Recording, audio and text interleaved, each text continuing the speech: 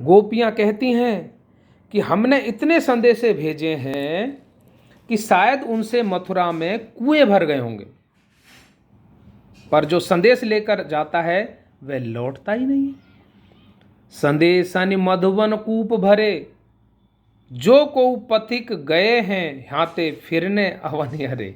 जो एक बार संदेशा लेकर चला गया वह लौटकर नहीं आया।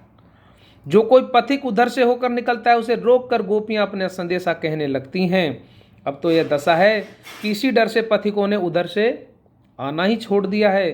सूरदास संदेशन के डर पथिकन वामक जात, उस रास्ते से नहीं आते। उनको पता है कि उधर से जाओगे तो गोपियां अपना संदेशा देंगी, अपनी विरह कथा सुनाएंगी, और आपको पता है कि दूसरे के दुखड़ा सुनने के लिए कितने लोग धीर गंभीर होते हैं।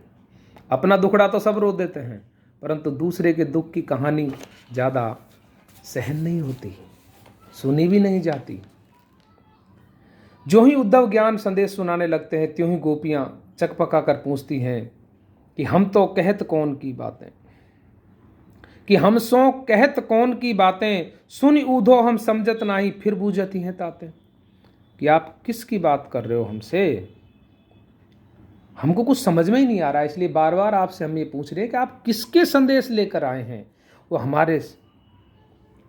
हमारे दुलारे, हमारे प्रेमी, हमारे रसिक कान्हा का संदेश तो नहीं हो सकता।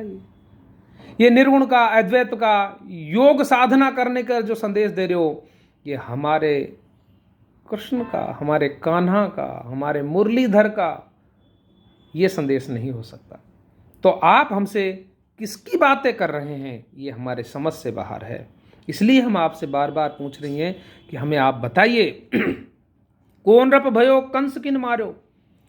मथुरा में जाकर कौन राजा हो गया भाई, किसने कंस को मार दिया। या हमारे परम मनोहर जी मुख चाहिए। हमारा तो वही परम प्रिय है जो हमारा ग्वाल था, हमारा सखा था, जो हमारे साथ खेलता था, जो माखन चोरी करता था। आज मथुराधीश हमारा नहीं है। आप उनका संदेश हमें नहीं दें, हमें तो कान्हा का संदेश दें। गोपियों को यह चकपकाहट उद्धव की बात को असंगति पर होती है।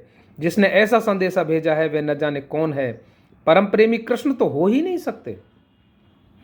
इसका तात्पर्य यह नहीं कि सचमुच उद्धव को वे कृष्ण का दूत नहीं समझ रही हैं। वे केवल विश्वास करने की अपनी अतत्परता और आश्चर्य मात्र व्यंजित कर रही हैं। कृष्ण पर भी भक्ति छोड़ती हैं और उद्धव को भी बनाती हैं। बार उधो जान्यो ज्ञान तिहारो वो उद्धव को भी निरुत्तर करती हैं, उद्धव के ज्ञान का भी घमंड तोड़ती हैं। उधो जान्यो ज्ञान तिहारो, जाने कहा राजगति लीला अंत अहीर विचारो।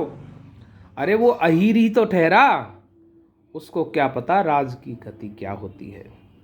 हम सबे आवानी एक सयानी कुब्जा सो मन मान्यो, आवत नाही लाज के मारे मानो कान खिसान्यो। कि हमको छोड़कर जो कुब्जा के पास चला गया, इस डर से, इस लज्जा से वो खिसिया रहे हैं, लजा रहे हैं, इसलिए यहाँ आने में डर रहे हैं। ऊधो जाहू बाँह धर ले आओ, आप जाओ और उसकी बाँह पकड़ करके ले आओ।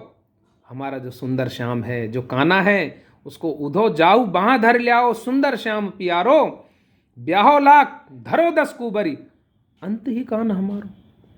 अरे लाख शादियां कर लो, लाख विवाह कर लो, 10 कुबरी ले आओ, 10 कुब्जाओं से प्रेम कर लो, लेकिन अंत में कान्हा है तो हमारा ही। इसलिए जाओ उसे पकड़ लाओ और कहो कि हम कोई तंग नहीं करेंगी। वो लज्जित ना हो, वो खिसियाए नहीं, क्योंकि अंत ही कान हमारो, अंत में तो कान्हा हमारा ही तो है। परिहास के अतिरिक्त अंतिम चरण में प्रेम की उच्च दशा के औदार्य की कैसी साफ झलक है। परिहास के साथ साथ जिस प्रकार उन्होंने अंत में कहा कि ब्याहो लाख धरो 10 कुबरी, कि लाखों विवाह कर लो, 10 कुबरियों से प्रेम कर लो, अंत में कान है तो हमारा ही। उद्धव कहते जाते हैं, पर गोपियों के मन में यह बात समाती ही नहीं कि यह कृष्ण का संदेशा है। कभी वे कहती हैं, उधो जाए बहुर सुन आवो, कहा कहो नंद कुमार, कि तुम दोबारा जाकर के सुन के तो आओ, कहीं अपनी गांठ ही लगा रहे हो, कहीं अपने मन से ही बना रहे हो। श्याम तुम्हें यहाँ नहीं पठाए, तुम तो बीच भुलाने। बीच बीच में वो खिजला उठती हैं और कहती हैं कि तुम्हारे मुंह कौन लगे, तुम तो सनक गए हो। वहाँ सिर खाने लगे थे, तभी तुम्हें भेजकर श्री कृष्ण ने अपना पल्ला छुड़ाया है। साधु होए ते उत्तर दीजिए, तुम सो मानी हार, यही थे तुम्हें नंद नंदन जू यहाँ पठाए टार। तुम हो सकता है उनका वहाँ भेजा खा रहे हो। पूरे दिन उनसे बातचीत करके उन्हें कहीं आप परेशान तो नहीं कर रहे थे, उनके राजकार्य में आपसे कोई बाधा तो उत्पन्न नहीं हो रही थी। तो उन्होंने सोचा कि अच्छा है, भला है, इसको गोपियों के पास भेज दो। इसलिए शायद तुमसे उन्होंने हंसी मजाक की है।